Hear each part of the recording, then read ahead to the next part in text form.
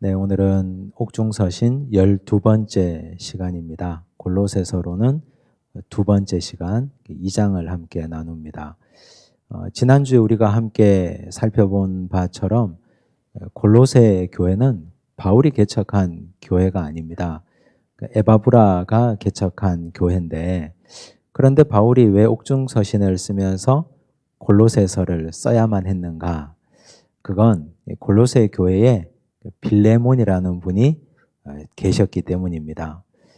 빌레몬하고 바울은 아는 사이였는데, 바울이 로마에서 연금 상태에 있을 때 오네시모라는 사람이 로마로 흘러 들어왔습니다. 이분은 빌레몬에게 큰 해를 끼치고 도망간 노예였는데, 이분을 회심시켜서 다시 주인에게 돌려보내면서 골로새 교회에다가 편지를 써준 겁니다.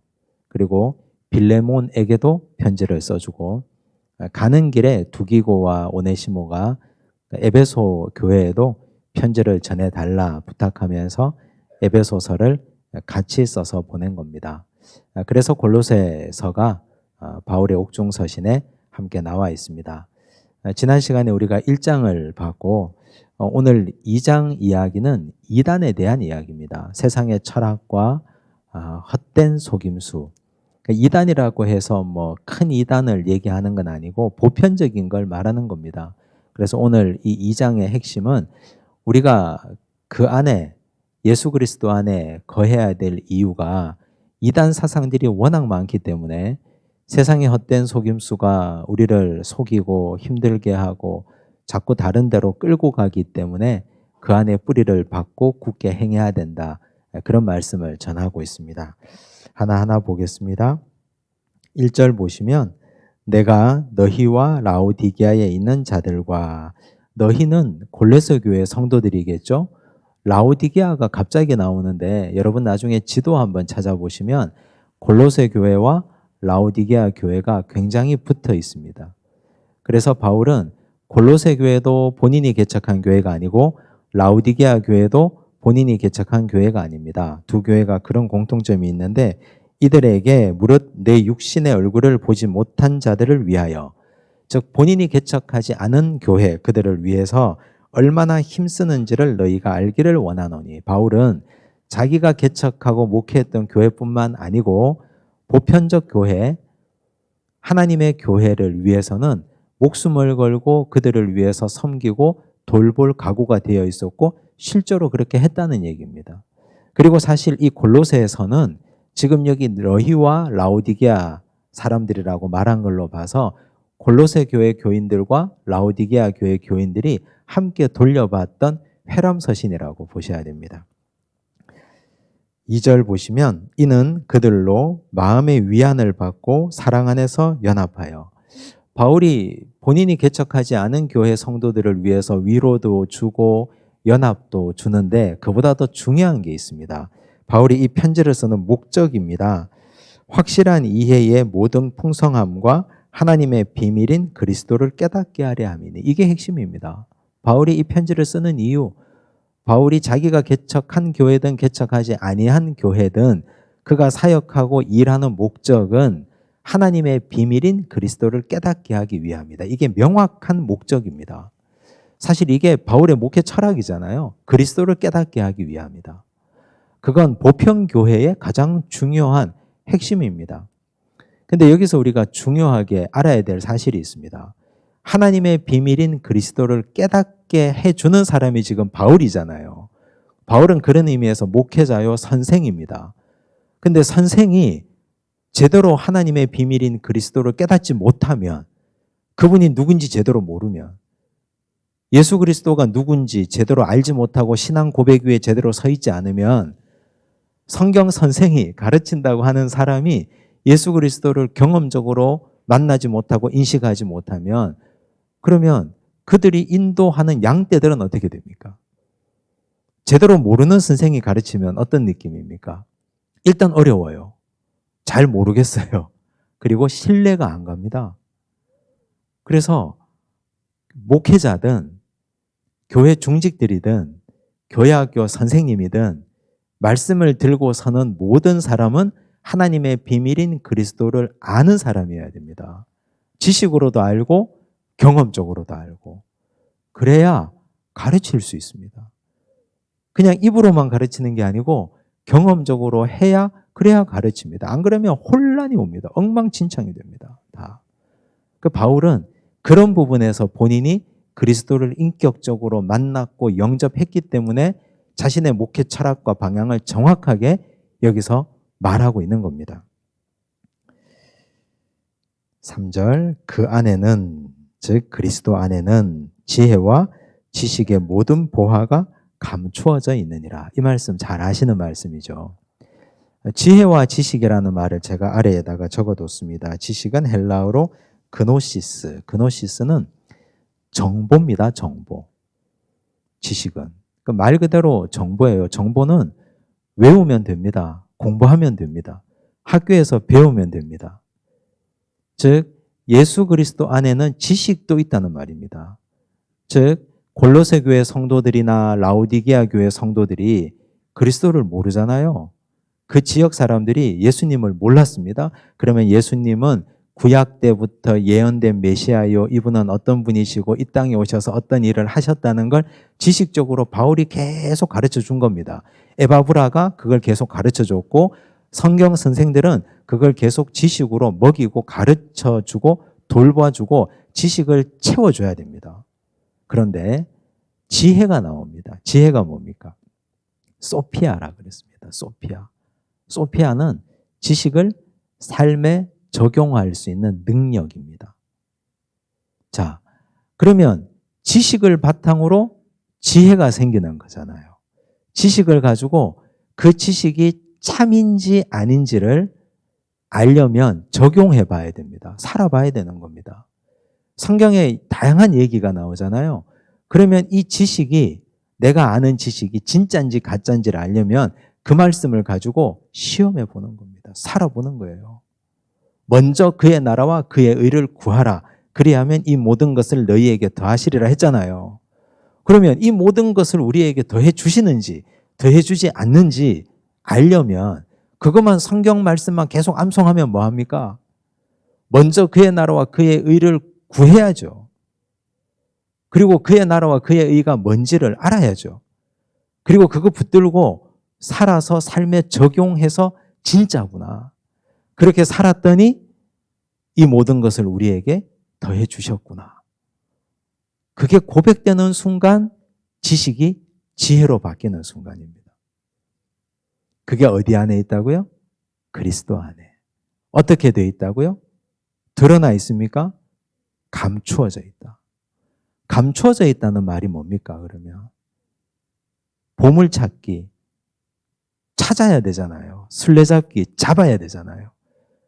지혜와 지식이 그 안에 감추어져 있으면 찾아야 됩니다. 감추어져 있는 건 노력해서 애쓰고 추구하고 즐겨 듣고 최선을 다해서 그걸 뒤집어서 내 것으로 만들고 찾아내야 됩니다. 거기에는 수고가 따르죠. 노력이 따르고.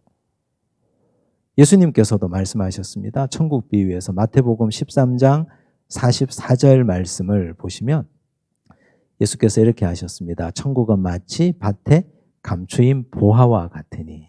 감추인 보화라 그랬습니다. 사람이 이를 발견한 후 숨겨두고 기뻐하며 돌아가서 자기의 소유를 다 팔아 그 밭을 사느니라. 그 밭을 사기 위해서 어떻게 했습니까? 자기 소유 다 팔았죠. 이 말은 대가 지불이 필요하다는 얘기입니다. 감추인 걸 내 것으로 만들려면. 예수 그리스도 안에 지혜와 지식의 모든 보화가 감추어져 있으면 그걸 내가 알려면 그걸 내 것으로 들추어내서 만들려면 대가 지불이 필요합니다. 그 대가 지불이 뭘까요? 지식만 갖고 있어서는 안 되죠. 살아봐야 되죠. 살아내야 됩니다. 그 말씀을 가지고 서로 사랑하라. 살아봐야 됩니다. 하나님의 말씀이 우리에게 주어지는데 그 말씀을 가지고 나는 대가 지불을 하고 살아가는가? 시간의 대가 지불, 물질의 대가 지불, 내 자존심이라는 대가 지불 등등의 대가 지불을 하고 살아내서 그걸 지혜로 만들어야 되죠. 뒤에 가면 나오는데요. 이 지혜 소피아라는 말은 우리가 많이 들었던 얘기입니다. 어디서 들었냐 하면 필라소피라는 말에서 들었습니다. 필라소피가 뭡니까? 철학이잖아요. 필리아라는 말과 소피아가 결합된 단어입니다. 필리아 사랑, 소피아 지혜. 철학은 지혜 사랑입니다. 지혜를 사랑하는 것. 근데 여러분, 세상의 철학을 한번 보세요. 우리가 철학을 잘 몰라도 세상의 철학이 한 가지만 있습니까? 역사상 수십 가지, 수백 가지가 있었습니까? 한 가지만 있었어요? 자신이 왜 이렇게 없어요? 수십, 수백 가지가 세상에 철학이 있었잖아요. 고대부터 그때까지 쭉 현대까지. 그러면 그 지혜는 진짜 지혜입니까? 가짜 지혜입니까? 지혜를 사랑하긴 하는데 가짜인 거예요. 이 철학자가 말하는 지혜가 다르고 저 철학자가 말하는 지혜가 다르고. 근데 그들의 지혜가 왜 가짜냐? 그리스도라는 지식에 기반하지 않는 지혜이기 때문에 그렇습니다. 그리스도가 지식이 되고 그 지식을 가지고 살아내야, 그래야 지혜가 되거든요. 근데 세상의 철학은 가짜일 수밖에 없는 게 근본이 그리스도가 아니에요. 근본이 자기 생각이에요. 뒤에 가면 또 철학에 대한 얘기 하니까 그때 또 말씀드립니다. 4절, 내가 이것을 말함은 아무도 교묘한 말로 너희를 속이지 못하게 하려 함이니. 사탄은 죽어 있는 사람을 건들지 않습니다. 사탄은 이단들이 생짜배기 아무나 데려다가 전도하는 거 보셨습니까? 신천지 이단들이 교인들을 데려가잖아요. 교인들을 들쑤셔가지고 교인들을. 그래서 여기 바울이 얘기하는 게 아무도 교묘한 말로 너희를 속이지 못하게 하려 함이라. 교묘한 말이 뭡니까? 그럴듯한 말이에요. 그럴듯한 말. 우리가 성경을 읽으면 모르는 게 많잖아요. 헷갈리는 게 많고. 근데 신천지 이단들이 와서 모든 걸 다 명확하게 알려드립니다. 명확하게 알려드립니다. 근데 그건 무조건 이단이에요. 왜냐하면 성경은 계시의 책이잖아요. 계시가 뭡니까? 계시는 보여주는 바예요. 하나님이 보여주시는 바까지만 우리가 알 수 있습니다. 모르는 것도 많고 미지의 영역도 많고 깨닫고 묵상하고 배워가야 될 게 너무너무 많은 거잖아요. 근데 이만희가 뭐라고 그걸 다 압니까? 자기가. 말이 안 되잖아요. 자기가 보혜사라고 얘기하고. 그래서 교묘한 말로 우리가 속임을 당하지 않으려면 지혜와 지식의 모든 보화이신 감추어 있는 예수 그리스도를 제대로 알아야 됩니다. 그래야 이단 사상, 세상의 속임수에 넘어가지 않습니다. 근데 그건 이단 간판 걸고 하니까 그렇다 치고, 이단 간판 걸고 하니까. 근데 멀쩡한 교회에서 멀쩡한 신학 교육받고 멀쩡한 목사가 잘못된 길을 가르치면 어떻게 해야 돼요, 그거? 그건 어떻게 분별해야 돼요? 그건 다 같이 죽습니다, 그러면. 자기도 죽고 교인도 죽이고 다 죽어요, 그러면. 그걸 분별할 수 있어야 됩니다, 내가. 그걸. 참과 거짓을. 5절 보십시오. 바울이 골로새 교회를 높이 평가하는 이유가 무엇이냐? 바울은 골로새 교회를 굉장히 높게 평가했습니다. 왜냐? 자기가 개척한 교회도 아니잖아요. 근데 이 두 가지 때문에 굉장히 높게 평가했어요. 이는 내가 육신으로는 떠나 있으나 심령으로는 너희와 함께 있어. 첫 번째 높이 평가하는 이유가 너희가 질서 있게 행함과. 질서, 그 교회가 질서가 있었다는 말이에요. 여러분, 교회의 질서가 뭡니까? 지금 제가 이렇게 보니까 줄이 삐뚤삐뚤해요, 다. 이렇게 여러분들 앉아있는 줄이. 근데 교회 질서가 있으면 여기 기준 잡아가지고 일렬로 쫙 앉아서 전부 다 같은 유니폼 맞춰 입고 줄 제대로 세우는 게 그게 질서입니까? 또 교회 질서가 담임 목사가 한마디 하면 저 어린아이들까지 일사불란하게 예 하고 딱 각을 맞춰가지고 움직이는 거, 그게 질서입니까? 절대로 다른 소리 내면 안 되는 거, 그게 질서입니까? 그건 질서가 아니죠. 그건 공산당이죠. 그건 저 북쪽의 사람들이 하는 거죠. 박수를 쳐도 딱 각 맞춰서 치고, 걸어도 그렇게 하고, 한마디 하면, 수령님이 한마디 하면 다 따라하고, 그 북쪽 사람들이 하는 거죠. 그건 질서가 아니잖아요. 여기서 질서가 뭐예요? 말씀 안에서의 질서 아니겠어요? 창세기 1장을 보면 제가 자주 하는 말씀인데, 하나님이 천지를 창조하시기 이전의 상태가 나오잖아요. 땅이 혼돈하고 공허하며 흑암이 깊음 위에 있었더라 그랬어요. 세 가지 키워드가 나오죠. 혼돈과 공허와 흑암. 창조가 뭡니까 그러면? 혼돈에서 질서로, 흑암에서 빛으로, 공허에서 체험으로. 그게 창조잖아요. 하나님의 창조. 그럼 빛이 있으라 말씀하심으로 혼돈이 질서가 생긴 거예요. 하나님이 말씀이 있으니까 질서가 생긴 거예요. 공동체가 질서가 없고 엉망진창이다? 그럼 뭐예요? 말씀이 없는 거예요. 그 공동체가. 하나님의 말씀이. 전부 다 제각각 다른 소리하고 전부 다 제각각 자기 목소리 내고 자기 소견에 오른 대로 소리 지르고 각자 자기 갈 길로 가고 지멋대로 행동하고, 그건 말씀이 없어서 그래요. 창조 이전의 상태. 우리 인생이 어때요? 우리 인생이 하나님을 만나기 전에, 말씀이라는 걸 내가 접하기 전에 내 인생은 혼돈이었습니다. 뭐가 어디가 출구인지 모르고 그냥 닥치는 대로 사는 혼돈의 상태예요.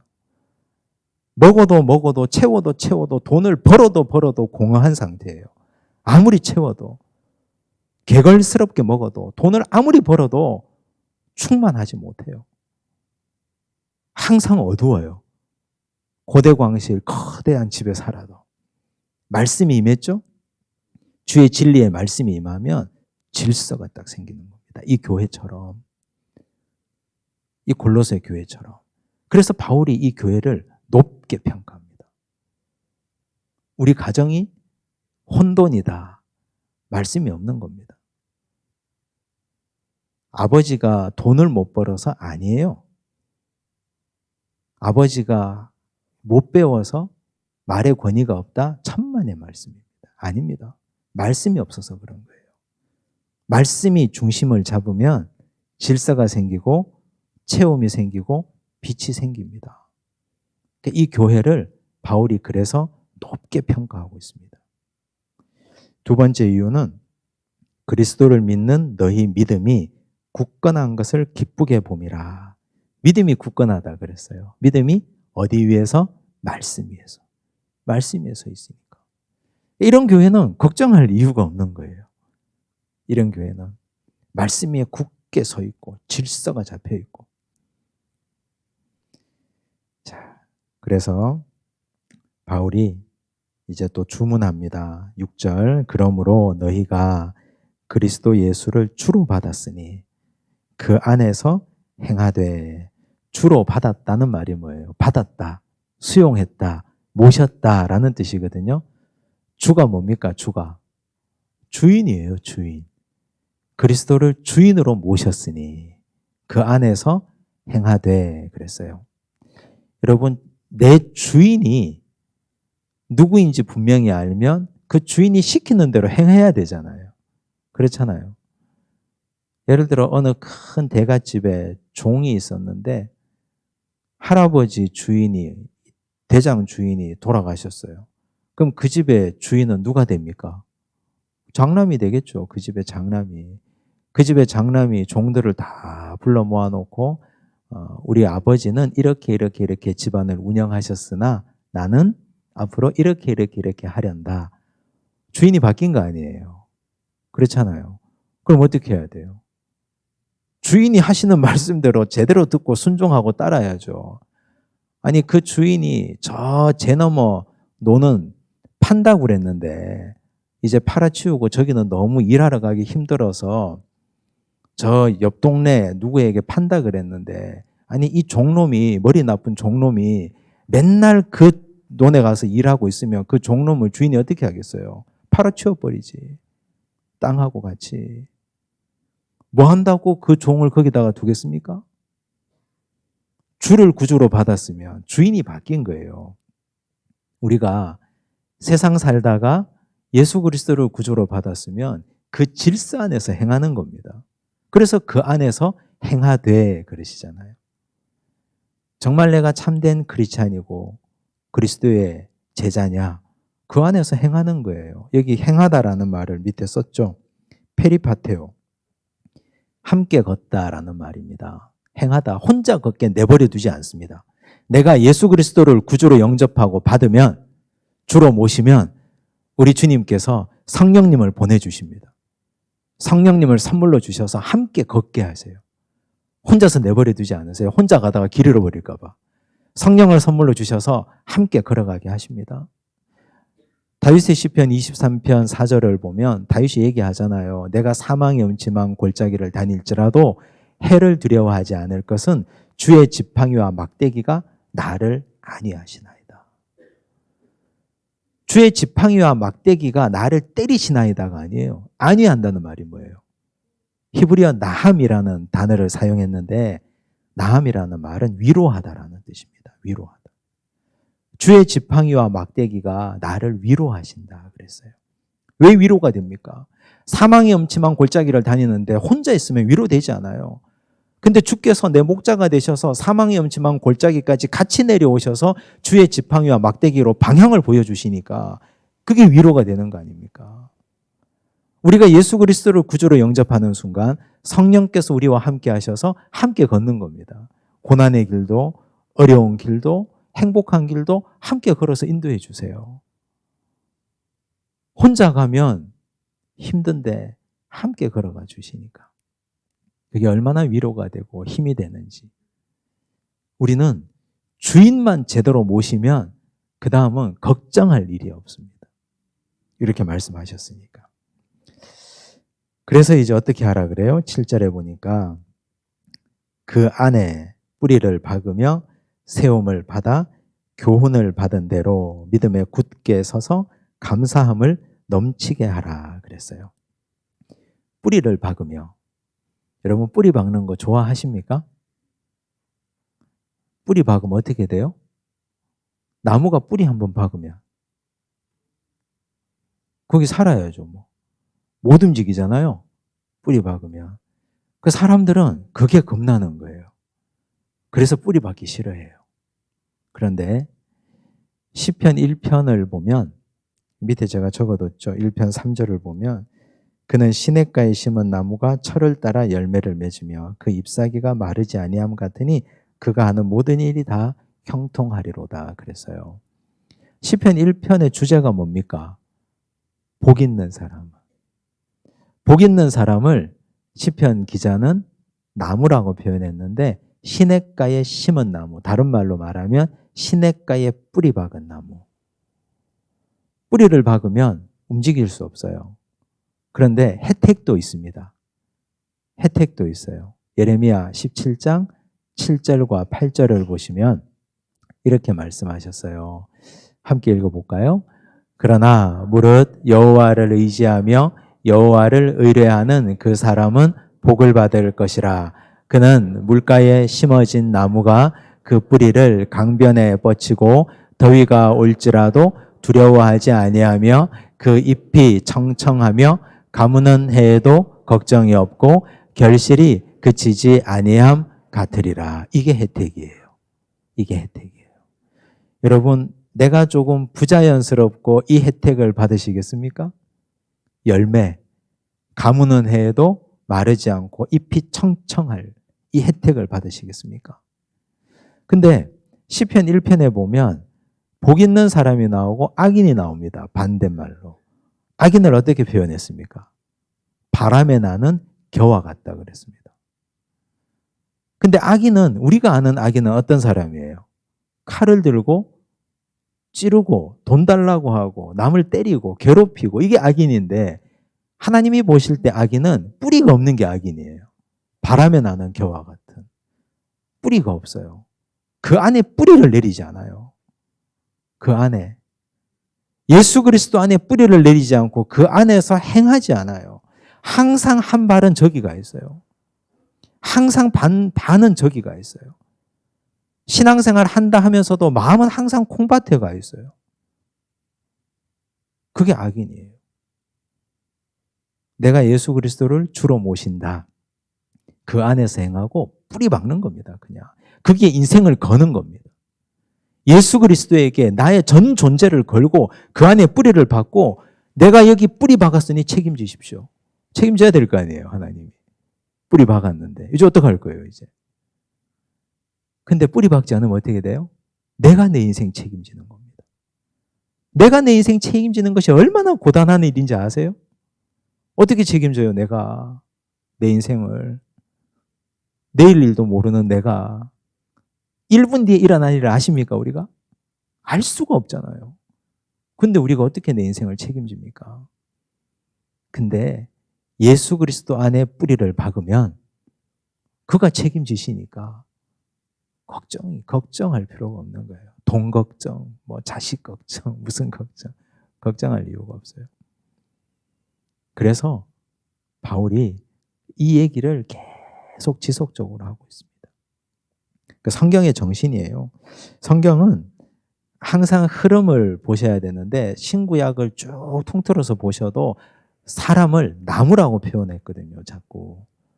예수께서도 말씀하셨잖아요. 예수님 당신이 포도나무고 우리는 가지라고 그랬잖아요. 나무의 핵심은 뿌리입니다. 뿌리.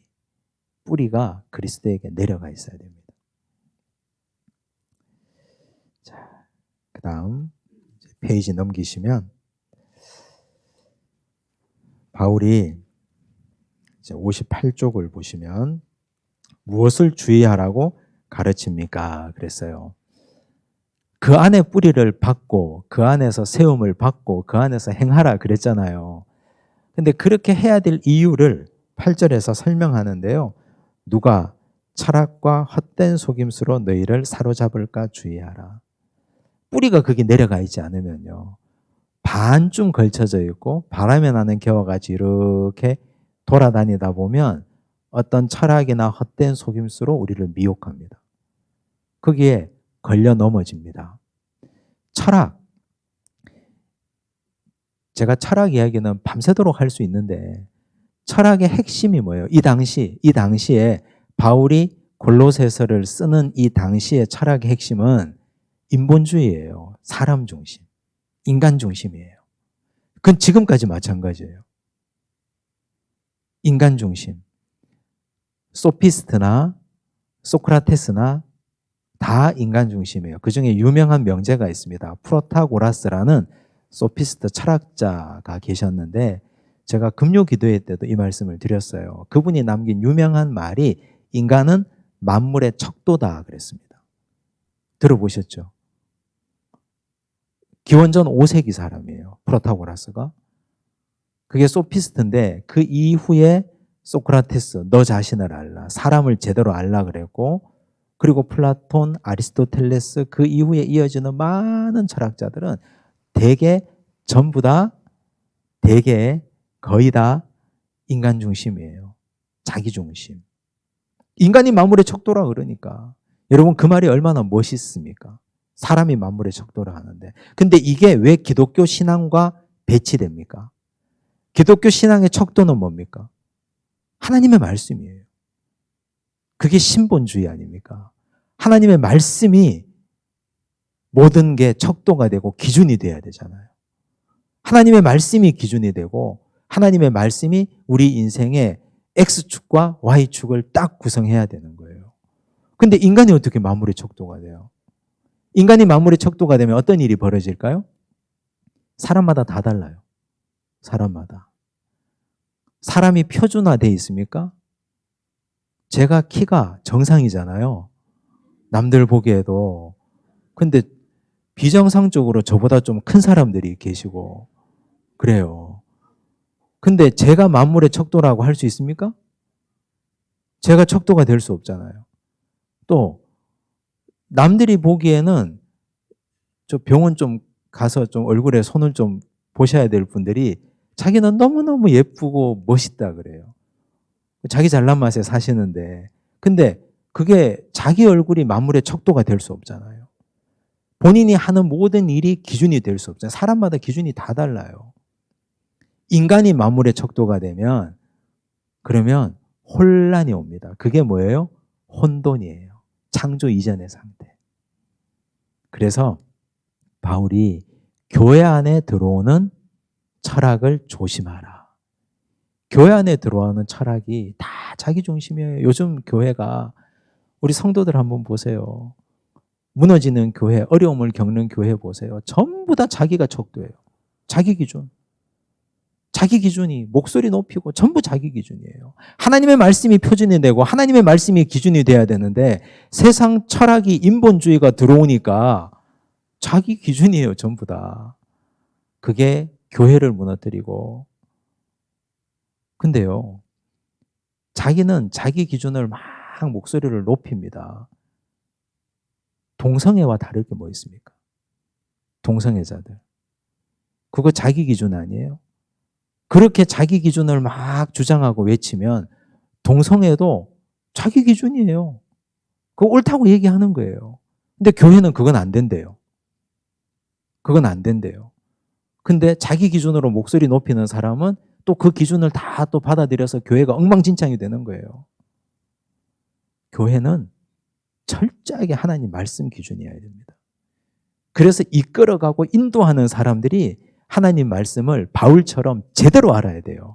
하나님의 비밀인 그리스도를 제대로 알아야 됩니다. 그래야 기준을 제시해야지. 이게 기준입니다. 자기도 그 기준에 맞춰 살고 성도들도 그 기준에 맞춰 살게 하고 그래야 되잖아요.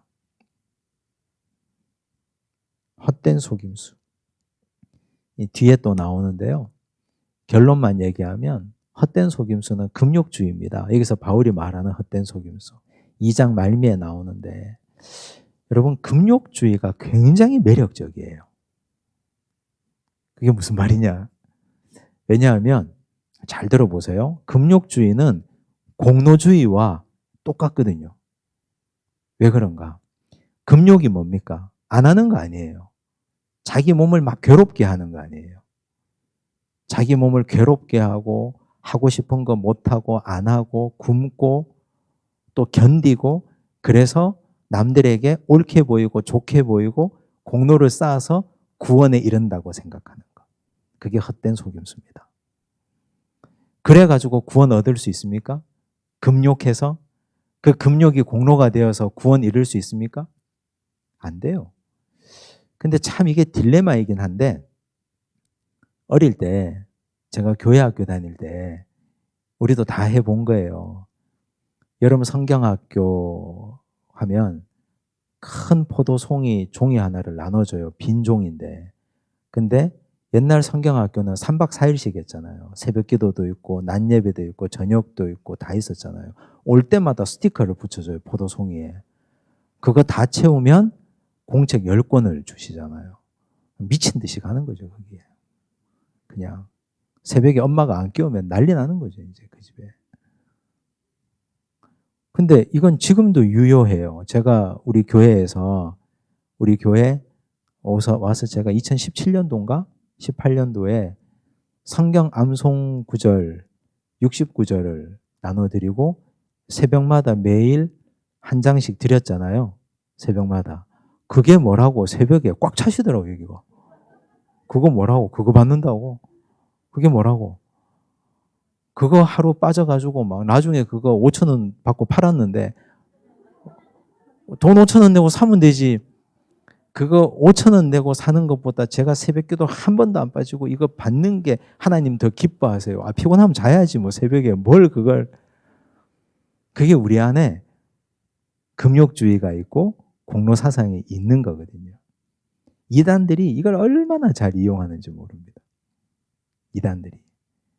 그래서 막 급하다 하는 거예요. 빨리빨리 집 팔고 빨리빨리 땅 팔고 빨리빨리 뭐 해서 14만 4천 안에 들어와야지. 막 이렇게 얘기하니까 사람들이 그 헛된 속임수에 쏘가가지고 40일 금식 기도하면 천국 갈 줄 알고, 당뇨 있는 분 40일 금식 기도하면 진짜 천국 가요. 진짜 40일 되기 전에 천국 가십니다. 빨리 가시고 싶으면 예수님 빨리 만나고 싶으면 그러셔도 되는데 큰일 나죠. 큰일 나죠, 그거. 그게 구원을 보장하지 않잖아요. 근데 금욕주의가 굉장히 매력적이라니까요. 우리 인간의 본성과 타락한 본성과 뿌리가 다 있어서 그래요. 근데 바울이 얘기하잖아요. 철학과 헛된 속임수. 철학은 인본주의라 그랬습니다. 헛된 속임수, 금욕주의라 그랬습니다. 이게 너희를 사로잡을까 주의하라. 그럼 앞에 말과 연결시키면 뭡니까? 예수 그리스도 안에 뿌리를 박아야 여기에 넘어가지 않는 거예요. 예수 그리스도 안에 뿌리를 박아야. 이것은 사람의 전통과 세상의 초등학문을 따르며 그리스도를 따름이 아니니라. 이 세상의 초등학문이라 그랬어요. 인본주의와 금욕주의는 아주 수준 낮은 거라는 얘기예요. 정말 수준 낮은 거. 초등학문. 그러면 성도들이 거할 곳이 어디입니까? 할례 얘기를 바울이 하는데요. 9절, 잘 읽어야 돼요. 어려운 말인데요. 그 안에는 신성의 모든 충만이 육체로 거하시고, 그 안이 누굽니까? 예수 그리스도. 예수 그리스도 안에는 신성의 모든 충만이, 신성이라고 하면 하나님의 신성이겠죠. 신성의 모든 충만이 뭐로? 육체로 거하시고. 즉 이 말은 예수 그리스도가 인간의 육체를 입고 오셨죠. 근데 예수 그리스도 안에 누가 계신다고? 하나님이 계신다고. 이걸요, 이 초기 교회 신학자들은 굉장한 신비로 봤습니다. 이것 때문에 논쟁이 있었습니다. 무슨 논쟁이냐? 유한이 무한을 품을 수 있는가? 즉 유한한 인간 안에 하나님의 무한함이 들어갈 수 있는가? 제가 수학 얘기해서 죄송한데 어려운 수학 얘기를 한번 해볼게요. 여러분, 자연수가 큽니까? 실수가 큽니까? 잘 아시네요? 실수가 훨씬 큰 개념이잖아요. 근데 논리적으로 말하면 자연수 안에 실수가 들어올 수 있어요, 없어요? 못 들어오잖아요. 실수 안에 자연수가 포함되는 거지. 그 개념이라는 거예요. 사람들이 아무리 생각해도, 신학자들이 아무리 생각해도, 초기교회 이단 사상을 가진 사람들이 아무리 생각해도 인간이라는 유한한 존재 안에 신성이 거할 수 있는가? 예수 그리스도가 완벽한 인간인데 그 안에 하나님이 거할 수 있는가? 이건 말이 안 된다. 그래서 예수 그리스도는 완벽한 인간이 아니거나 그 안에 하나님이 거했다고 하는 건 거짓말이다. 그렇게 말한 거예요. 그런데 여러분, 이게 신비잖아요. 유한한 인간 안에 하나님께서 거하시고, 그 다음 보세요. 너희도 그 안에 충만하게 여겼으니, 충만하여졌으니 그는 모든 통치자와 권세의 머리시라. 너희도 그 안에서 충만하게 여겨졌다. 충만하여졌다. 우리도 그리스도 안에서 충만해졌다는 말이에요. 즉, 그러면 우리는 어떤가? 내가 예수 그리스도를 모시면, 내가 예수 그리스도를 구주로 고백하면 아까 뭐라 그랬습니까? 그 안에서 행한다. 함께 거한다. 함께 걷는다 그랬죠. 누가? 성령께서. 내가 예수 그리스도를 구주로 고백하면 내 속에 누가 오십니까? 성령. 우리는 성령을 뭐라고 부릅니까? 성령 하나님. 나도 유한한 존재인데 내 속에 무한하신 성령 하나님께서 거하시는 거예요. 이게 신비라고요. 이 놀라운 신비가 우리 안에 거하고 있다. 바울이 지금 그 어려운 얘기를 이렇게 표현하고 있는 겁니다. 그렇게 하면 우리가 철학과 세상의 초등학문 헛된 속임수에 넘어가지 않는다. 그러므로 또 그 안에서 너희가 손으로 하지 아니한 할례를 받았으니 곧 육의 몸을 벗는 것이요 그리스도의 할례니라. 그리스도의 할례라고 그랬는데요. 그리스도의 할례, 예수님 할례 받으셨죠. 그렇죠. 난지 8일 만에 성전에 가시고 할례 받으시고 했는데 그리스도의 할례가 그리스도가 받은 할례가 아니고 그리스도가 주시는 할례예요. 우리가 예수 그리스도를 통해서 받는 진짜 할례. 진짜 할례가 뭘까요? 진짜 할례가. 과거의 구약의 할례가 뭡니까? 인체의 성기의 한 끝부분을 잘라내는 거 아닙니까? 잘라내는 거. 잘라내는 걸 결단한다. 그리고 우리 몸을 끊어내는 것처럼 죄를 끊어낸다. 그런 의미잖아요. 그런데 구약의 할례는 그런데 신약의 할례, 그리스도의 할례, 그리스도를 통해서 우리가 받는 진짜 할례는 훨씬 더 과격합니다. 왜 과격하냐? 바울이 말하는 거. 자, 11절 다시 보세요. 그 안에서 너희가 손으로 하지 아니한 할례를 받았으니 곧 육의 몸을 벗는 것이요. 육의 몸을 벗는 게 뭘까요? 육의 몸을 벗으면 어떻게 돼요? 죽잖아요. 즉 그리스도께서 우리에게 주시는 할례, 내가 그리스도를 통해서 받는 할례는 내가 죽는 거예요. 내가 죽어버려야 돼요. 구약의 아브라함부터 받았던 할례는 육체의 끝을 끊어내는 거였지만 그리스도를 통해서 받는 진짜 할례는 내가 죽는 거라니까요. 그걸 세례로 빗대어서 설명했습니다. 12절 너희가 세례로 그리스도와 함께 장사되고 또 죽은 자들 가운데서 그를 일으키신 하나님의 역사를 믿음으로 말미암아 그 안에서 함께 일으키심을 받았느니라. 핵심이 두 가지 나오죠. 그리스도와 함께 장사되고 또 그들 가운데서 죽은 자들 가운데서 그를 일으키신 하나님의 역사를 믿음으로 말미암아 그 안에서 함께 일으키심을 받았느니라. 함께 장사되고 함께 일으켜지고 즉 함께 죽고 함께 부활하고 이 말이에요. 이게 세례의 의미예요. 세례가 곧 할례라는 말이잖아요. 자, 이건 우리가 할례 교육, 세례 교육 할 때도 우리 성도들에게 말씀드리고 제가 세례식 할 때도 말씀드리는 건데 과거 예수님 시대 때 세례는 지금처럼 상징적인 세례가 아니었잖아요. 흐르는 강물, 요단강에서 세례를 받았잖아요. 그때 세례 받을 때 어떻게 합니까? 세례를 베푸는 사람과 세례를 받는 사람이 물속에 함께 들어가잖아요.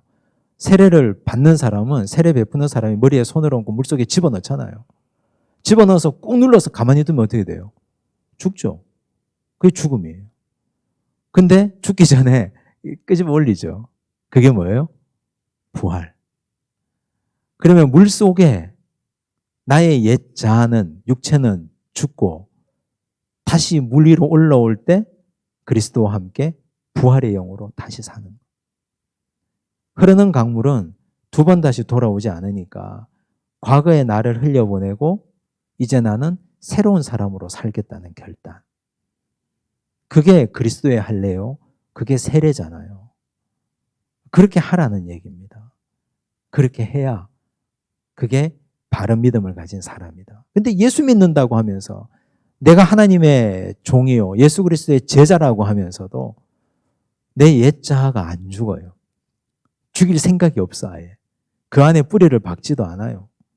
그러면 안 되는 거죠.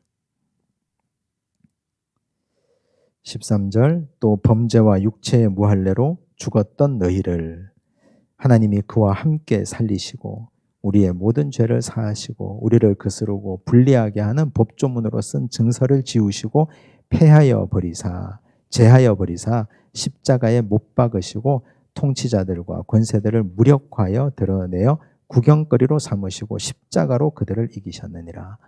하나님께서 죽음의 권세, 사망 권세를 이기신 유일한 무기 십자가예요. 십자가. 그렇죠.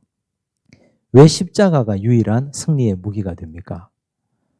십자가에는 예수 그리스도 죄 없는 예수님의 죽으심이 있잖아요.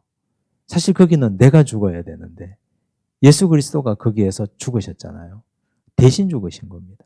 대신. 죄 없는 분이 대신 죽어야 죄 많은 우리가 그 십자가 피의 공로 아래서 칭의의 구원을 받잖아요. 그래서 십자가로 죄의 권세, 사망의 권세를 사하신 겁니다.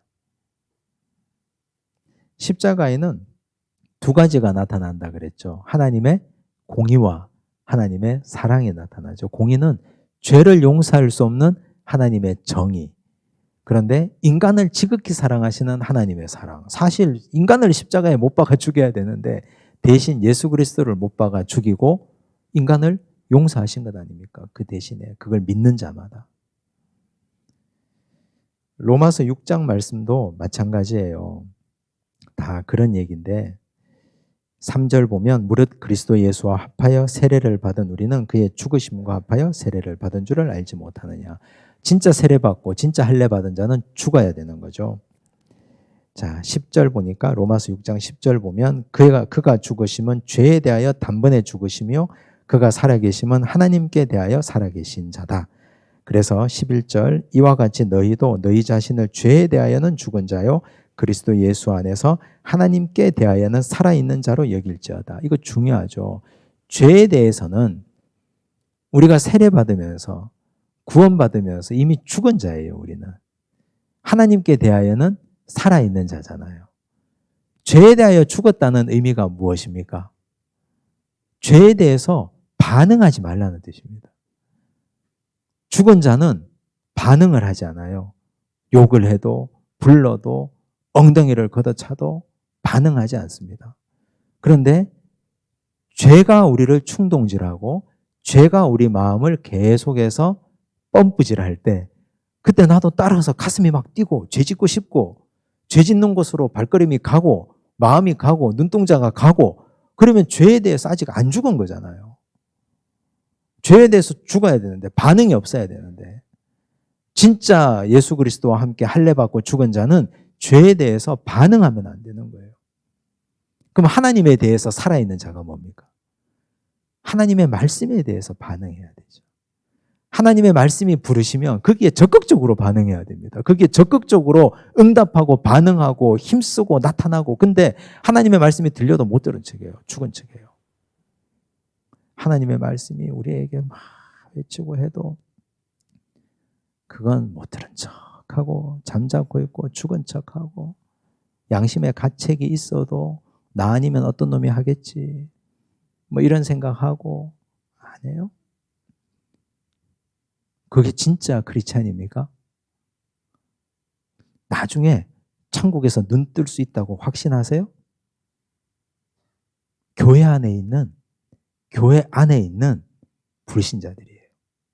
교회 안에. 여러분 어떻게 생각하세요? 교회 안에 구원이 있다고 생각하십니까? 있죠. 근데 교회 안에 있다고 해서 모든 사람이 구원받는 게 아니라는 것도 알고 계셔야 됩니다. 근데 이게 진짜 위험하고 무서운 게 우린 교회에 오면 6개월이 지나면 세례를 받습니다.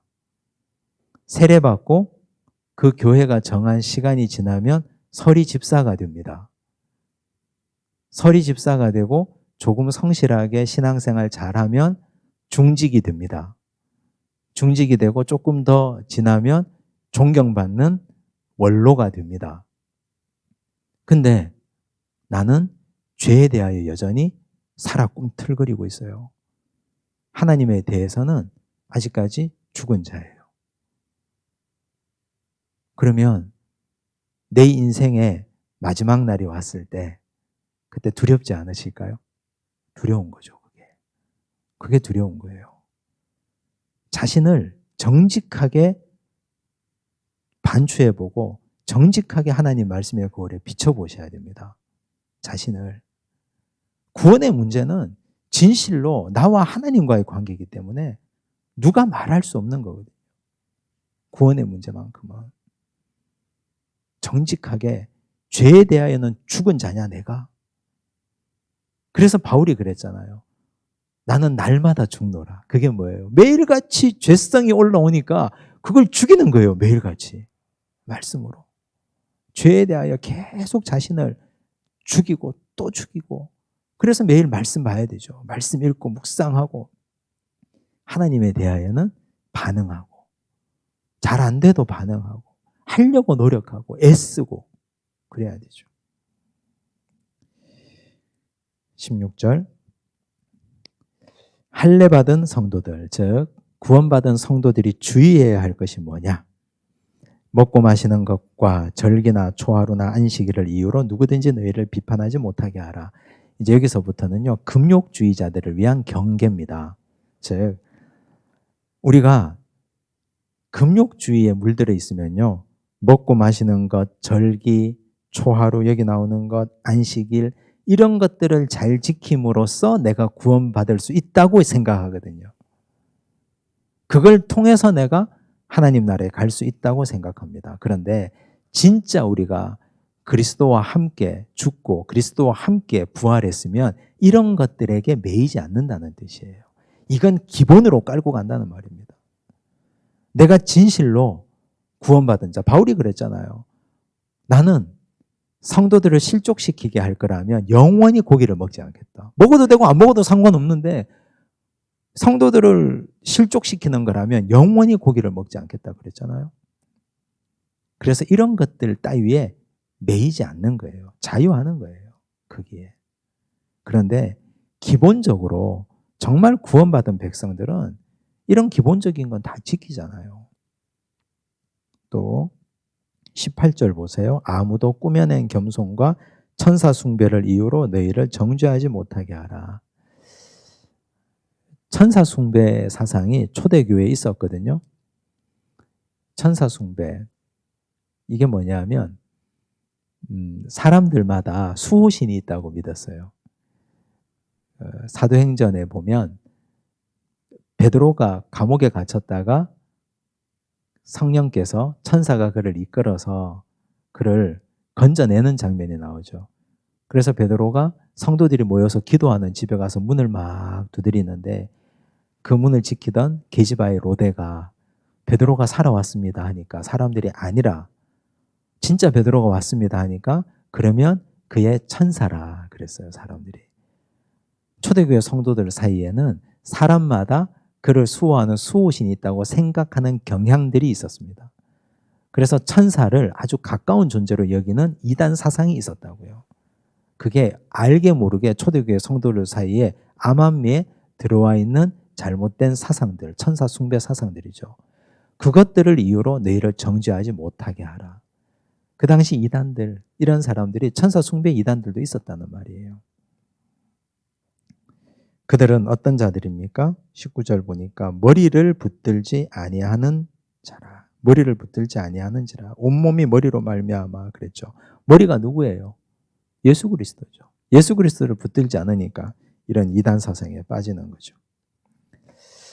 자, 그다음 20절 보십시오. 너희가 세상의 초등학문에서 그리스도와 함께 죽었거든 어찌하여 세상에 사는 것과 같이 규례에 순종하느냐. 아까 말씀드렸죠. 세상에 초등학문 두 가지가 있는데 뭐와 뭐요? 철학과 금욕주의. 자, 근데 금욕주의자들이 뭐라고 말해요? 21절 붙잡지도 말고 맛보지도 말고 만지지도 말라 그랬어요. 금욕주의자들이. 그렇게 가르쳤어요. 근데 하나님을 믿는 사람들은 붙잡을 수도 있고 맛볼 수도 있고 만질 수도 있잖아요. 자유롭게. 근데 금욕주의자들은 그걸 철저하게 지키라고 가르치는 거예요. 자, 이 모든 것은 한때 쓰이고는 없어지리라. 사람의 명령과 가르침을 따르느냐? 금욕주의자들의 명령과 가르침을 따르겠느냐? 이런 것들은 자의적 숭배와 겸손과 몸을 괴롭게 하는 데에 지혜 있는 모양이나 금욕주의는 몸을 괴롭게 하는 거예요. 만지지도 못하고 붙잡지도 않고 맛보지도 못하면 괴롭죠, 몸이. 오직 육체 따르는 것을 금하는 데는 조금도 유익이 없느니라. 이런 짓 하지 말라는 말입니다. 그런데요, 이 금욕주의가 뿌리가 깊어요. 왜 뿌리가 깊으냐? 창세기 말씀에서도 나오거든요. 뱀이 얘기하죠.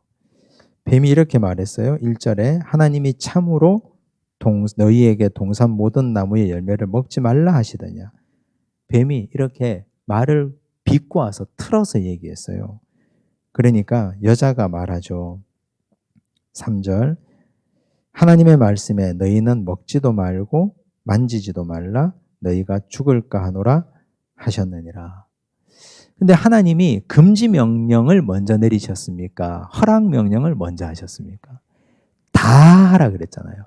다. 모든 걸 하나님은 다 허락하셨어요. 한 가지만 금하셨습니다.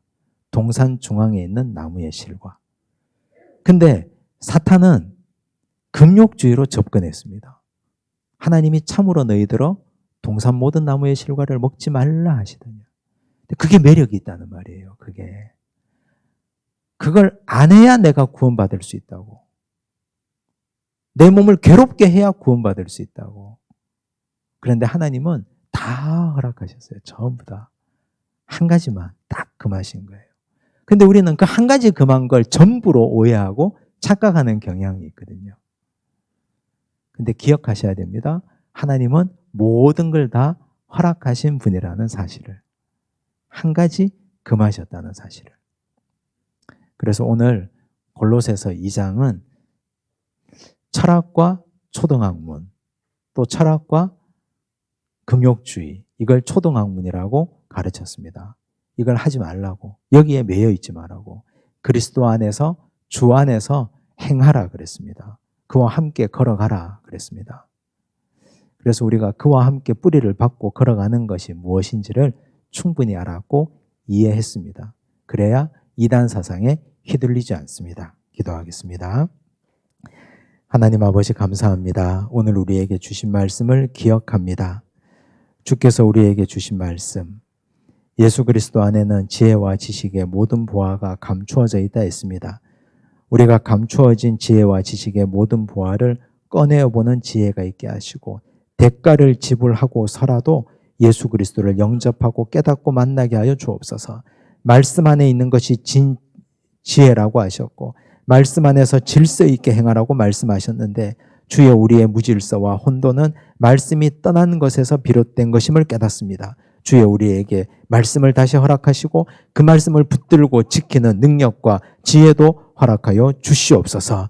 주여 세상의 철학, 인본주의 철학에서 떠나게 하여 주시고 금욕주의의 덫에서 빠져나오게 하여 주시옵소서. 오직 예수 그리스도와 함께 죽고 함께 살아나고 죄에 대하여는 죽고 하나님의 말씀에 대하여는 살아 숨쉬는 영혼들이 되게 하여 주시옵소서. 모든 말씀 예수님 이름으로 기도드리옵나이다. 아멘. 하늘에 계신 우리 아버지